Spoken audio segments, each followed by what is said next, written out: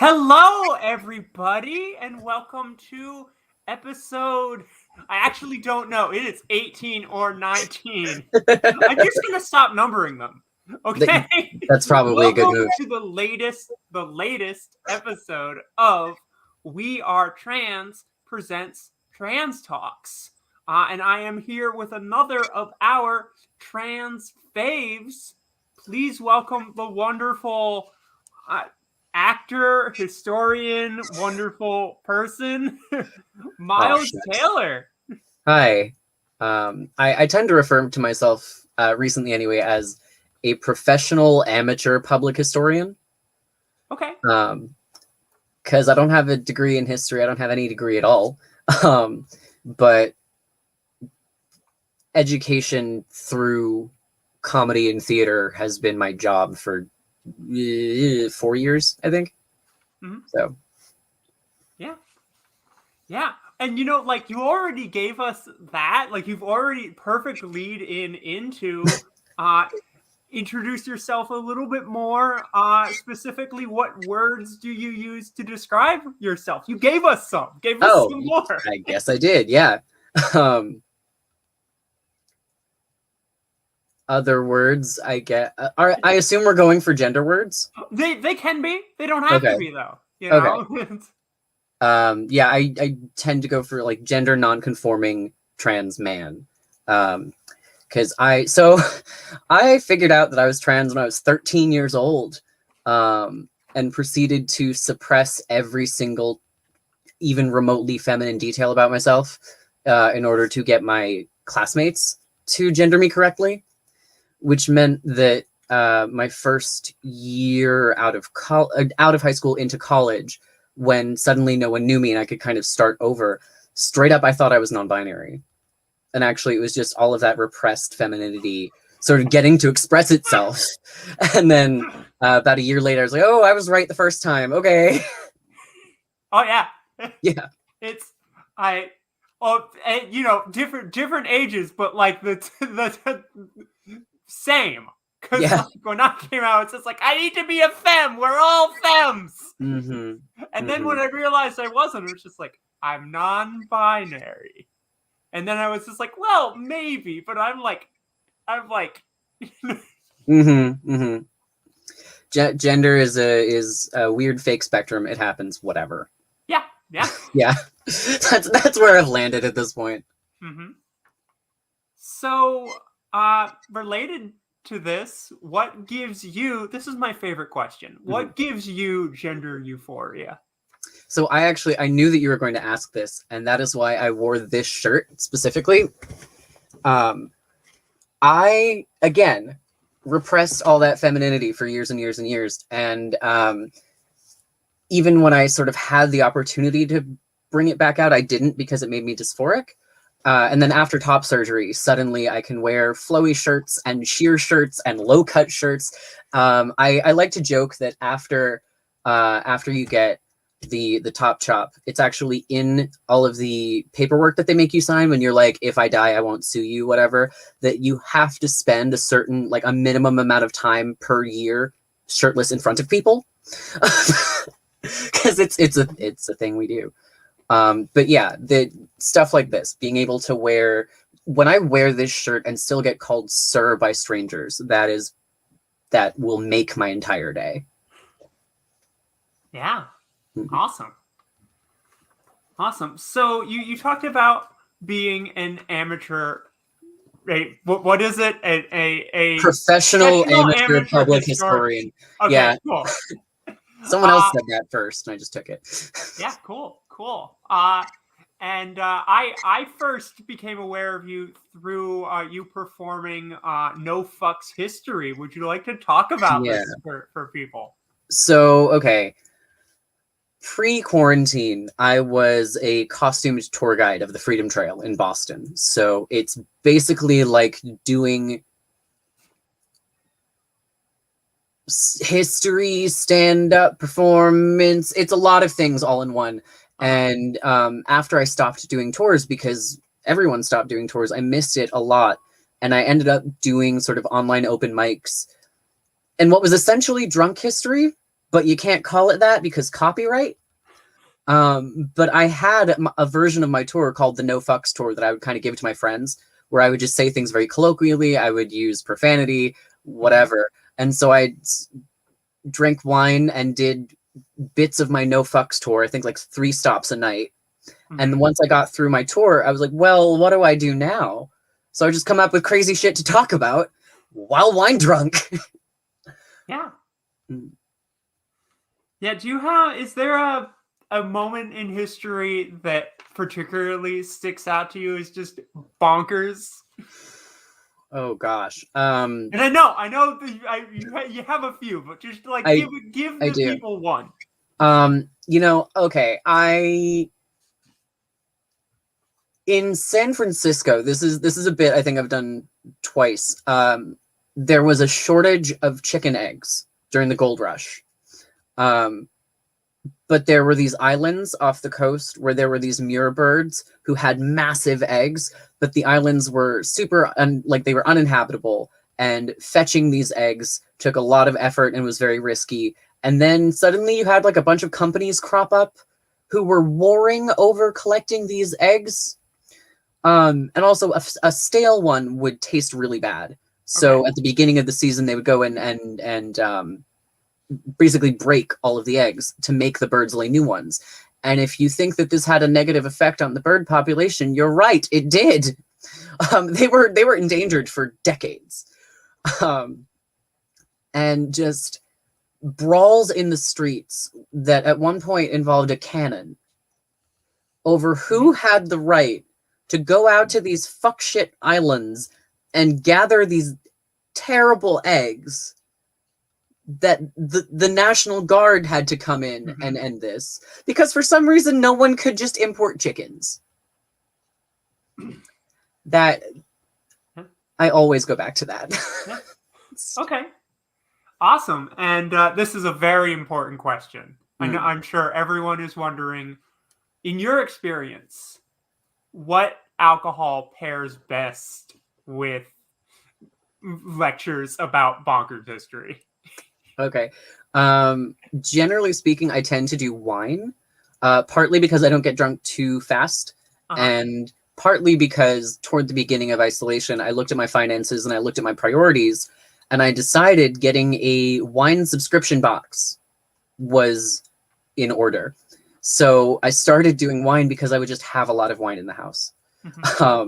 But it is, generally speaking, it goes pretty well with doing like a 15-minute, half-hour segment. Yeah. Okay. Here's a fun one, and then I'll ask you what I think is every guest's favorite question. But here's a fun one. Who's a historic figure you just want to hang out with?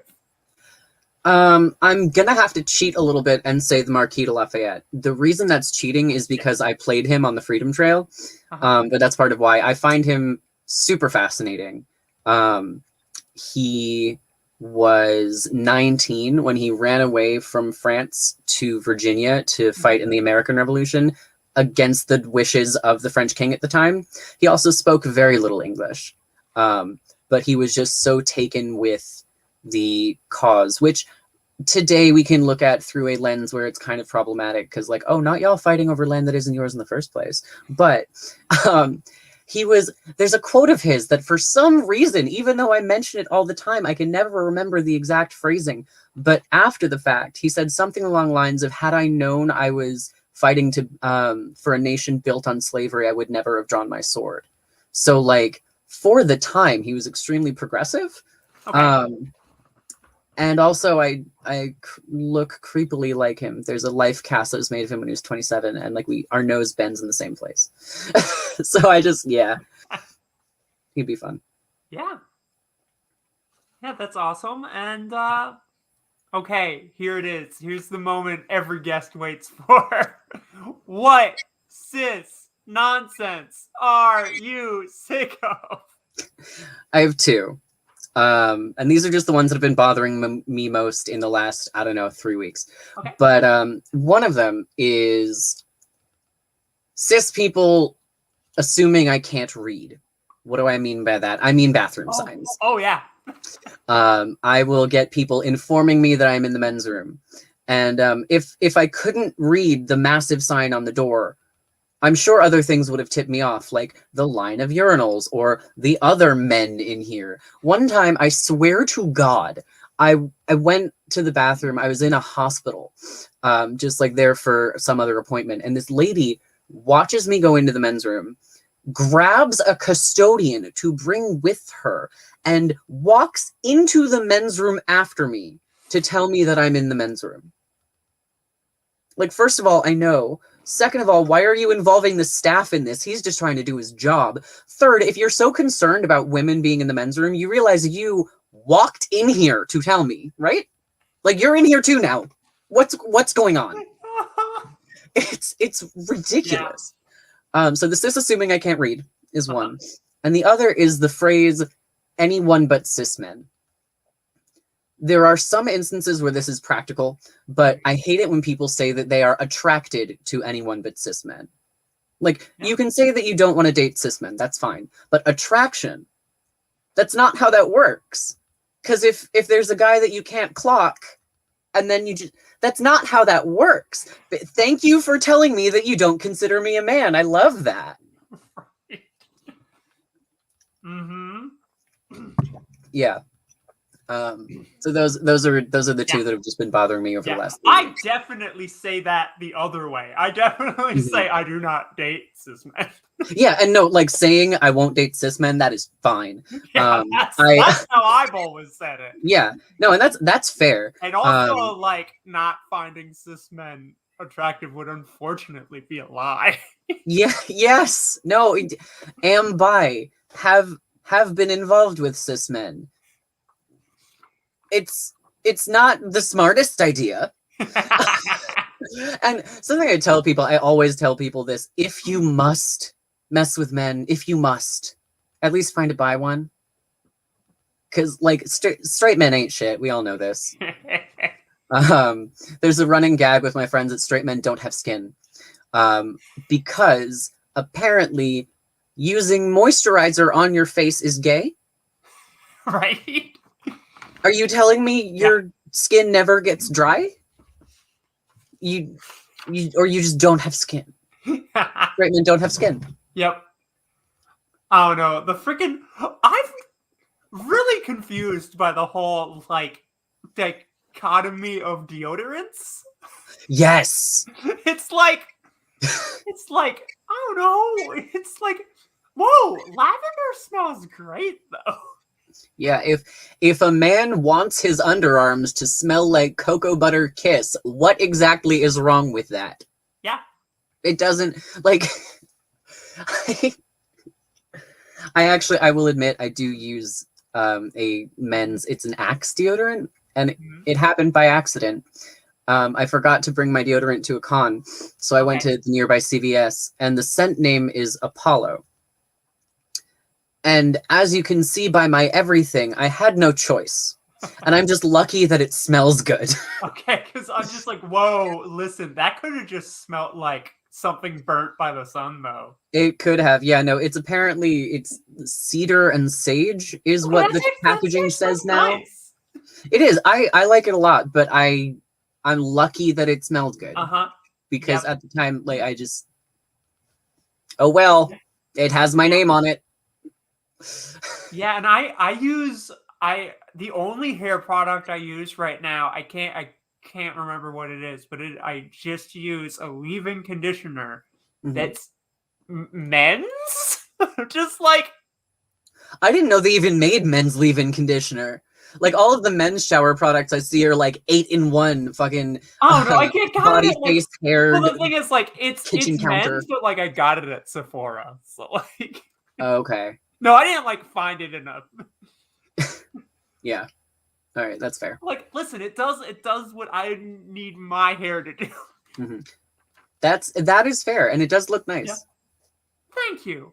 And like this leads me into a question. I can't not ask it. This question is just for me, and I'm sorry to put you on the spot.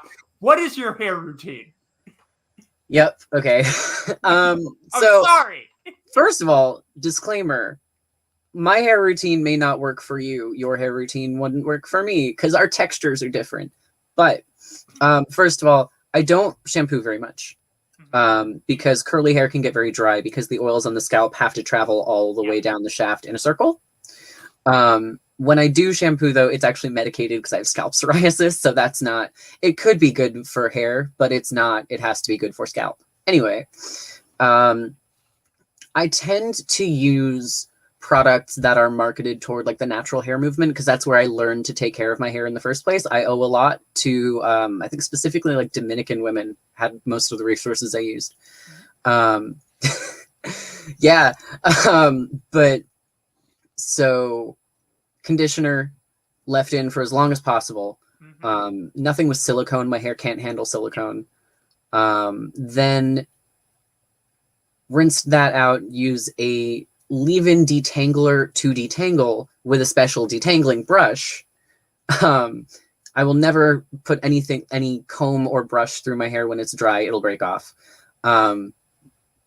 Then rinse that out, but not all the way, and either a hair moisturizer or a gel that is the matching brand thing to the detangler that I just don't use all the time.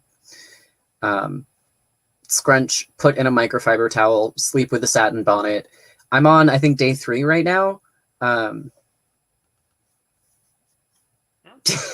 don't, yeah. Hey, it's nice. Thank you. Yeah. So, now we've come to the fun questions. I hope it's all been fun. I think it's all fun. But I ask this question every episode. What is your comfort food, comfort movie, and comfort music? Oh man, my comfort food is Progresso Chicorina canned soup. It's kind of like an Italian wedding soup in that it has bits of chicken and meatballs, little teeny tiny meatballs. Okay. I have loved that soup since I was a little kid. It was one that my grandma would get for me, and she would make it on the stove instead of in the microwave. So I love that soup. My comfort movie, oh God.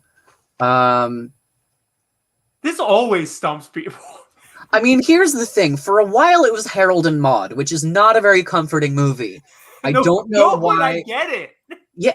Okay. Thank you. Thank you for getting it. For a long time, it was Harold and Maude. I'm not sure it is anymore. But I don't know what it would be. I really like movies that I can make fun of. I like movies that are bad. So one of my favorite bad movies to make fun of is the Spice Girls movie. The Spice Girls movie is great. The Phantom of the Opera 2004 movie, also terrible, which means it's great to riff on. Oh, yeah. Cats 2019 is really what started all of this. That's where you lost me. Yeah. Well, so I actually did really like Cats as a kid, and do to this day. I enjoy Cats the musical itself. Cats 98 is gold. Cats 2019. The first time I saw it, I had just eaten an edible. And I feel like if I had not, I would have had a worse time. Let's put it that way. But I do like to go back to that one just because it's so horrifying. Yeah. Yeah. And then what was the other question? Comfort music. Comfort music. Ooh. The entire Arctic Monkeys discography, which I know doesn't make sense because there's a lot of depressing music on there as well. Or a Smiths greatest album, like greatest hits album, which again, a lot of depressing stuff. No, I get it. It's you're speaking my language. The thing about the Smiths is that they have depressing lyrics to like upbeat melodies, which I really like. And there's something about that flippy thing Morrissey does that's just fun to listen to. Yep. Yep. I get made fun of. Not a great person, great music though. Yes. That if you ever need to separate the art from the artist, the Smiths is a good place to start on sort of creating that double think. Yeah. So, what's your favorite animal? Probably cat, just a Yeah. domestic cat, just because I've had them my whole life. Yep. I was waiting for it. Yeah. You've seen my cat. He Mhm. interrupts things. I don't know where he is right now. I don't think we will actually see him today. That's But okay. the thing scrolling at the bottom, if you have any questions, I saw it in the corner, and my cat is white, so straight up I thought it was him. But yeah, no, cat. Yeah. Let's see. What? Listen, I love this question. I'm just gonna ask it every episode. I haven't, but I think I am. Okay. What's your favorite dinosaur? We don't get asked this enough as adults. You're right. We don't get asked this enough as adults. I like pterodactyls. Not 'Cause I not a like dinosaur, but sure. they're not dinosaurs? No, no, What? they were contemporaries. All birds are dinosaurs. No, but they were actual like they were actual like lizards. The flying ones? Yeah, they are dinosaurs. No. Wait. Okay, hang on. I know. Wait. This is a tour story. From a school tour I did several years ago. Okay, are There was when you have that certain age of like teenage boy where he's just asking dumb questions to fuck with you, but he's not doing it in a particularly shitty way. He's not being an asshole, just the class clown. Uh-huh. At one point, because there are hella pigeons in Boston, he asked if they had pigeons back then. And I said, yeah, of course they did. You know, birds are dinosaurs, right? And he goes, oh, yeah, I guess so. And then pulls out of nowhere, do you know if dragons have trouble flying in wind? But the thing is, that was not the first time I'd been asked if they had pigeons back then. Mm-hmm. Yes, birds are dinosaurs. That is my stock answer. Fine, if I'm not allowed to say pterodactyl. Well, sure. It's fine. I like their stupid little hands. And I like the silent P. Okay, I'll let you have it. Thank you.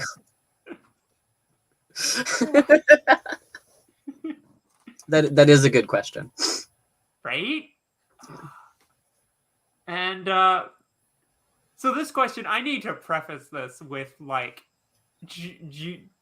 it's like it's safe. Wherever you go, it's just because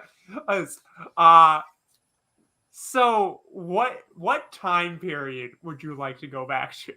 And there aren't a lot of great ones. Yeah, okay.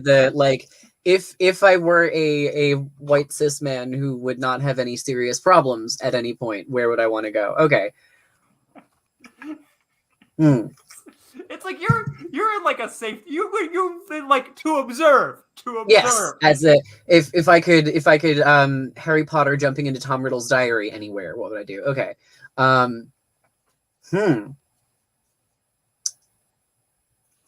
Maybe like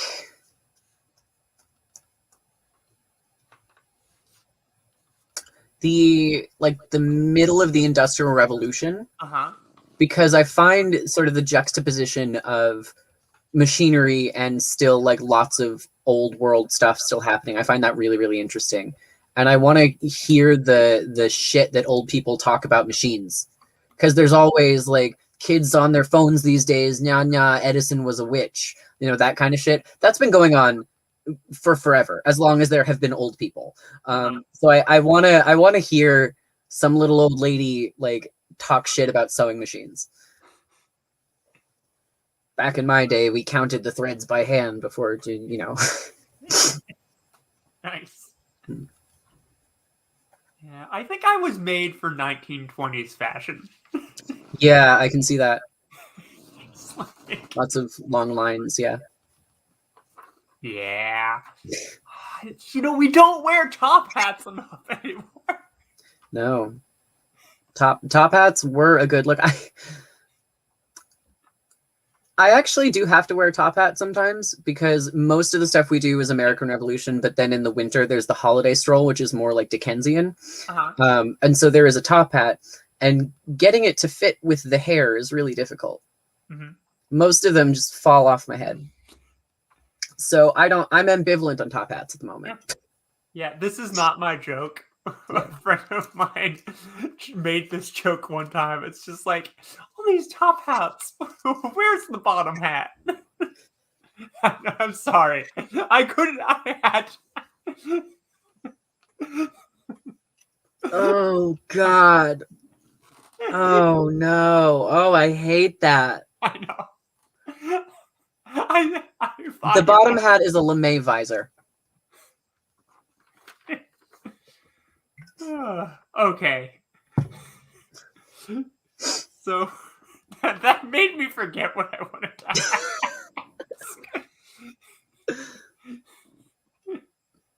I had one. I had another one.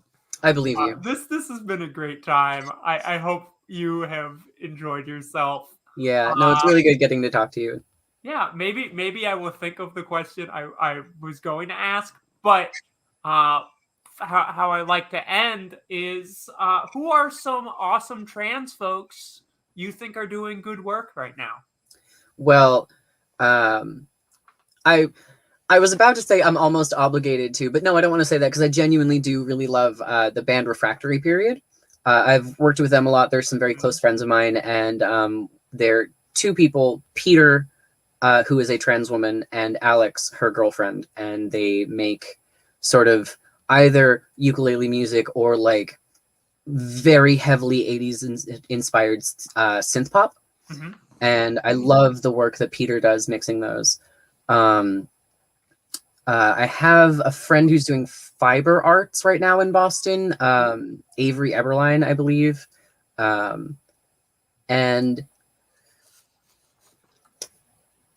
I'll be honest with you, I am really removed from the trans community right now because I've been isolating. Yeah. I basically just have the same like 4 people I talk to. Again, this is another person I've worked with before, but KJ Whitehead. I love KJ's stuff. The best. Yeah, her stuff is really, really funny. Yeah, she has co-hosted, she has guest hosted this show. Oh, I'm sure. Yeah. Yeah. And I remembered what I wanted to ask you. It came to me. I like to ask this question sometimes. Mm-hmm. What are you reading? If you're reading, if you're not, what? Okay. I have a couple of books that are not finished, like on Kindle, and so I'll go back depending on, you know. And the 2 that I have open right now are The Silmarillion and Voices of Chernobyl. And that tells you a lot about me. Yeah, you like uplifting stuff. Yeah. I'm sorry. Yeah, I mean, I had this moment of a Chernobyl fixation, so that's where that comes from. It's honestly, I do find it fascinating, sort of these disaster stories, because I'm a morbid fucker. Yeah. But yeah, the Silmarillion, which I will warn anyone who's even heard of it, who I'm sure you know that it's very dull and very thick. Yep. It's not a novel. It is a history textbook. Yep. It is a history, like nonfiction piece, except it's fiction. That's what it is. So like approaching it like a novel is where most people make the mistake. And that's where it gets boring and a total dredge. Mm-hmm. But I'm a goddamn nerd.